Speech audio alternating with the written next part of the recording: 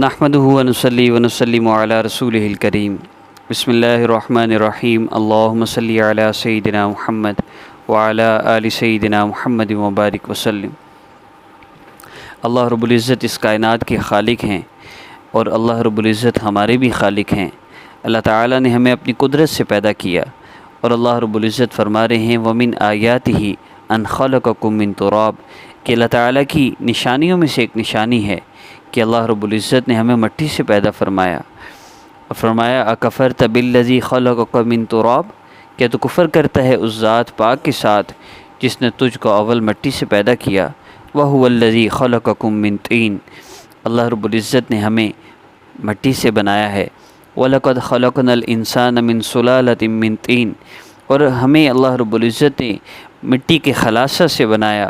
خلق الانسان من صلصال کالفخار اور اللہ رب العزت نے انسان کی اصل یعنی آدم علیہ السلام کو ایسی مٹی سے جو ٹھیکرے کی طرح بجتی تھی پیدا فرمایا۔ اولم یر الانسان انا خلقناہ من نطفۃ فاذا هو خصیم مبین کیا ہم یہ غور نہیں کرتے کہ اللہ رب العزت نے ہمیں اس نطفہ سے پیدا کیا، لیکن وہ اعلانیہ اعتراض کرنے لگ گیا۔ الم یک نطفۃ من منی یمنا کیا یہ شخص ابتدا ہی میں محض ایک قطرہ منی نہ تھا جو عورت کے رحم میں ٹپکایا گیا تھا؟ الم نخلقکم من ماء مہین کیا ہم نے تم کو ایک بقدر پانی سے پیدا نہیں کیا؟ افرأیتم ما تمنون اانتم تخلقونہ ام نحن الخالقون اللہ رب العزت فرما رہے ہیں کیا تم انسان کو پیدا کرتے ہو یا ہم انسان کو پیدا کرتے ہیں؟ هو الذی یصورکم فی الارحام کیف یشاء اللہ رب العزت کی کیسی قدرت ہے کہ اللہ تعالیٰ ماں کے رحم میں انسان کو بناتے ہیں اور کیسے خوبصورت اعضاء بناتے ہیں اور کیسے چہرے ماں کے پیٹ میں ایسی تاریکی میں جہاں کوئی دیکھ ہی نہیں سکتا اللہ رب العزت کیسے خوبصورت چہرے بنا دیتے ہیں۔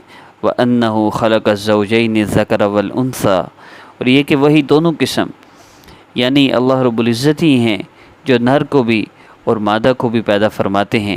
کوئی دنیا کی سائنس یہ نہیں کہہ سکتی کہ یہ پیٹ میں بننے والا مرد ہے یا عورت ہے، اللہ رب العزت ہی کی بادشاہی ہے۔ اللہ پاک جب چاہیں جو چاہیں کر سکتے ہیں، جیسے چاہیں کر سکتے ہیں، جس کو چاہے اللہ بیٹے دے، جس کو چاہے اللہ بیٹیاں دے، جس کو چاہے دونوں دیں اور جس کو چاہیں کچھ نہ دیں۔ اللہ رب العزت اس بات پر قادر ہیں۔ آج جہاں سے ہمیں پلنے کا یقین ہو چلا، آج جو ہم نے اپنے آپ کو سب کچھ سمجھ لیا، آج دنیا کے ہر کام میں ہم سمجھتے ہیں کہ ہم کرتے ہیں تو ہوتا ہے، ہمارے کرنے سے ہوتا ہے، ہم نہ ہوں گے تو کام نہ ہوگا، ایسا کچھ بھی نہیں ہے۔ آج جس دنیا میں ہم مصروف ہیں اور جس دنیا کی پریشانیوں میں ہم لگ کر اپنی آخرت کو بلا بیٹھے ہیں، سوچئے تو صحیح آپ پریشان کیوں ہیں؟ آپ کو پریشانی میں ڈالا کیوں گیا؟ آپ کو کیوں ان تکلیفوں اور مصیبتوں آزمائشوں میں ڈالا گیا؟ اللہ رب العزت یہ چاہتے ہیں کہ میرا بندہ میری طرف لوٹ آئے، میرا بندہ میری طرف متوجہ ہو جائے، لیکن ہم کیا کرتے ہیں؟ ہم اللہ رب العزت کی طرف متوجہ ہونے کی بجائے اللہ کی غیر سے مانگنے لگ جاتے ہیں، ہم لوگوں سے مسئلے حل کروانے دوڑتے چلے جاتے ہیں۔ یاد رکھیے گا جب تک ہم اللہ رب العزت سے اپنا تعلق نہیں جوڑ لیتے ہمارے مسئلے حل نہیں ہو سکتے، ہماری پریشانیاں ختم نہیں ہو سکتی، زندگیوں میں سکون نہیں آ سکتا۔ اگر سکون چاہتے ہیں، اگر راحت چاہتے ہیں تو اس ذات کے ساتھ اپنا تعلق جوڑ لیں، اللہ رب العزت کو راضی کر لیں جس ذات کو ہم نے ناراض کر دیا ہے۔ ہم اپنے اعمال کو بہتر جانتے ہیں، ہر بندہ اپنے گریبان میں جھانک کر دیکھ لے، اچھی طرح جانتا ہے کہ اس نے اللہ کو کتنا راضی کر رکھا ہے۔ ایسی محبت کرنے والے اللہ سے بے وفائی ہم کرتے ہیں جو فرما رہے ہیں یا ابن آدم امرتک فتولیت ونہیتک فتمادیت وسترت علیک فتجرات واعرضت عنک فما بالیت اے آدم کے بیٹے میں نے تجھے حکم دیا تو نے پیٹھ پھیر لی، میں نے تجھے روکا بعض کام کرنے سے تو ڈٹا رہا، اور پھر میں نے اس پر تیری پردہ پوشی کی تو جری ہو گیا، اور پھر میں نے تجھ سے اعراض کیا، میں تجھ سے خفا ہو گیا، میں تجھ سے ناراض ہوا تو میری طرف لوٹ آئے گا، لیکن تو نے میری کوئی پرواہ نہ کی۔ یا من اذا مرض شکا و بکا و اذا عفا تمرد و عصا اے وہ شخص جب بیمار ہو جائے تو شکایت کرتا ہے اور رونے لگتا ہے، اور جب تندرست ہو جائے تو سرکش بن جاتا ہے اور نافرمانی کرنے لگتا ہے۔ یا من اذا دعاہ العبید عدا ولبا و اذا دعا الجلیل اعرض ونأى، اے وہ شخص جب بندے تجھے پکارتے ہیں تو دوڑتا چلا جاتا ہے اور لبیک کہنے لگتا ہے، اور جب رب جلیل تجھے پکارتا ہے تو بے رخی اختیار کرتا ہے اور دور ہو جاتا ہے۔ ان سألتنی اعطیتک، اگر تم مجھ سے مانگے گا میں تجھے عطا کروں گا، وان دعوتنی اجبتک، اگر تم مجھ سے دعا کرے گا میں تیری دعا کو قبول کروں گا، وان مرضت شفیتک، اور اگر تو بیمار ہوا تو میں تجھے شفا دوں گا، وان سلمت رزقتک، اگر تو صحیح سالم رہے تو میں تجھے رزق عطا کروں گا، وان اقبلت قبلتک وان تبت غفرت لک وانا التواب الرحیم، اور اگر تو میری طرف آئے گا میں تجھے قبول کروں گا، اگر تو توبہ کرے گا میں تیری بخشش کروں گا، اور میں توبہ قبول کرنے والا رحم کرنے والا ہوں۔ ہماری ویڈیوز کو سن کر اکثر لوگ نیت کرتے ہیں، ہم توبہ کر لیتے ہیں، لیکن دل میں شیطان خیال ڈالتا ہے اتنی عمر گزر گئی، اب کون سی توبہ، کیسے توبہ کریں، کس منہ سے جائیں؟ لیکن اللہ فرما رہے ہیں تو میری طرف آ تو صحیح، میں تجھے قبول کروں گا، تو توبہ کر، میں تیری بخشش کروں گا، اور میں توبہ قبول کرنے والا رحم کرنے والا ہوں۔ اللہ رب العزت اتنی محبت فرماتے ہیں ہم سے، ہم اس ذات سے اپنے مسئلوں کو حل کروا لیں، اپنی پریشانیوں کو دور کروا لیں، سکون اور راحت چاہتے ہیں، عزت اور عافیت چاہتے ہیں تو اللہ پاک سے اپنا تعلق جوڑ لیں، اپنی پریشانیوں کو اللہ رب العزت سے حل کروا لیں۔ بڑا آسان راستہ ہے۔ آج عملیات اور استخارے اور نام والدہ کا نام دے کر عجیب اپنے آپ کو تکلیف میں ڈال لیا۔ کبھی بھی نام والدہ کا نام تصویر نہ دیں، جادو نصیبت بندش کے نام پر لوٹنے والوں کو ہرگز کچھ نہ دیں۔ اللہ رب العزت سے اپنے مسائل کو حل کروائیے۔ اللہ پاک نے آپ کو پریشان کیا ہے کہ آپ اللہ رب العزت کی طرف متوجہ ہو جائیں۔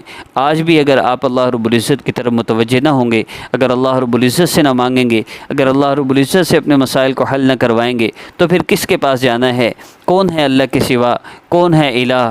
کون ہے ہمارے مسائل کو حل کرنے والا؟ کون ہے ہماری پریشانیوں کو دور کرنے والا اللہ کے سوا؟ کون ہے ہمیں تکلیفوں سے، دکھوں سے، دردوں سے نجات دینے والا؟ اللہ ہی ہے۔ اللہ پاک ہماری دنیا آخرت سنوار دیں گے اگر ہم اللہ رب العزت کی طرف متوجہ ہو جائیں گے۔ جو لوگ یہ چاہتے ہیں کہ ہم نماز بھی نہ پڑھیں، ہم اعمال بھی نہ کریں، ہمیں گناہوں کو بھی نہ چھوڑنا پڑے، اور اللہ پاک ہمارے مسئلے بھی حل فرما دیں، ہمیں نماز کا نہ کہو، ہمیں کوئی شارٹ کٹ وظیفہ بتا دو، تو یہ لوگ ساری زندگی یوں ہی دھکے کھاتے کھاتے قبروں میں چلے جائیں گے، مسئلے حل نہیں ہوں گے۔ اگر سکون چاہتے ہیں، اگر راحت چاہتے ہیں، اگر مسائل کا حل چاہتے ہیں تو یہ وقت ہے اللہ رب العزت کی طرف لوٹ آنے کا، رب تعالیٰ کی طرف متوجہ ہونے کا۔ ہمارے وظائف بیسیکلی ایک میڈیسن کی طرح ہے۔ آپ وظیفوں کو چھوڑ دیں، آپ اللہ رب العزت کی اس عظمت اور بڑائی کو سن لیا کریں صرف، اور اس کے بعد نبی علیہ الصلوۃ والسلام نے فرمایا کہ اللہ رب العزت کی عظمت اور بڑائی کے بعد جتنا ہو سکے مجھ پر درود پاک پڑھو، اور جو چاہو اللہ سے مانگ لو۔ صبح دوپہر شام میری کوشش ہوگی، جس طرح میڈیسن کی صبح دوپہر شام ڈوز لیتے ہیں، آپ ہماری ویڈیوز روزانہ اپلوڈ ہونے والی صبح دوپہر شام سن لیا کریں انشاءاللہ۔ اگر ایک ویڈیو ہی جیسے روزانہ اپلوڈ ہوتی ہے تو صبح دوپہر شام اس کو ضرور سنیں، اللہ تعالیٰ کی عظمت اور بڑائی سنتے رہیں گے۔ ایک وقت آئے گا جس طرح دوسرے لوگوں کے مسئلے حل ہو رہے ہیں، جس طرح دوسرے بتا رہے ہیں کہ الحمدللہ اللہ رب العزت کی عظمت اور بڑائی سن کر دعا کی، اللہ پاک نے مسئلے حل فرما دیا، آپ کا بھی ہوگا۔ درود پاک پڑھیے کم از کم 3 مرتبہ، زیادہ کی کوئی حد نہیں، اس کے بعد دعا کیجئے اور آخر میں درود پاک پڑھ لیجئے۔ اللہ سے مانگنے کے لیے اور کچھ نہیں چاہیے۔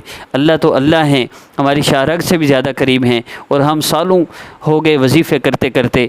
اللہ رب العزت جس مقصد کی وجہ سے، جس لیے چاہتے ہیں، اللہ رب العزت نے ہمیں پریشانی میں مبتلا جس وجہ سے کیا ہے، ہم وہ گناہ چھوڑنے کو تیار نہیں اور وظیفے کرتے ہیں۔ اللہ چاہتے میرا بندہ میرے قریب آ جائے، ہم اللہ کے قریب جانے کو تیار نہیں، اللہ رب العزت کی فرما برداری کو قبول کرنے کو تیار نہیں، اللہ رب العزت کے حکموں پر چلنے کو تیار نہیں، نبی علیہ الصلوۃ والسلام کی مبارک سنتوں پر چلنے کے لیے ہم تیار نہیں، اور ہم چاہتے ہیں وظیفے کرنے سے مسئلے حل ہو جائیں گے۔ این خیالست و محالست و جنو، پاگل پن ہے، کبھی نہیں ہو سکتا۔ جو راستہ بتایا جا رہا ہے اس راستے پر چلیں گے تو میں یقین سے کہتا ہوں آپ کا مسئلہ ضرور حل ہوگا، ورنہ بھرا پڑا ہے یوٹیوب، دیکھیے پھر جتنے وظیفے دیکھنا چاہتے ہیں۔ جب تھک جائے نا اور مسئلے حل نہ ہو تو اسلامک ہب آفیشیل اور آسام وظیفہ آفیشیل کی ویڈیوز کو سننا شروع کر دیجیے گا، وہ یقین اللہ رب العزت آپ کو عطا فرمائیں گے، آپ کے سارے مسئلے حل ہو جائیں گے۔ السلام علیکم ورحمۃ اللہ وبرکاتہ۔